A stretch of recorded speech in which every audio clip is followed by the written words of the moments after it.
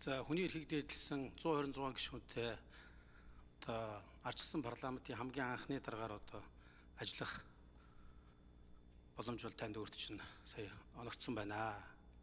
За өнгөрсөн хугацаанд болсон үйл явдлыг харахаар 126 гишүүнтэй адилхан нэг гишүүн мөртлөө хурал зохион байгуулах.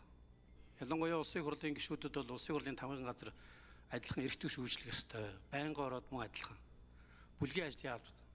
Гэтэл улсын хурлын дэд бүтцийн байгууллагууд болох эдгээр байгууллагууд тамгын газар байнгын хороод бүлгийн ажлын алба улсын хурлын гишүүдэд хурлын одоо хурал зохион байгуулах боломжийг бий болгож өгөхгүй.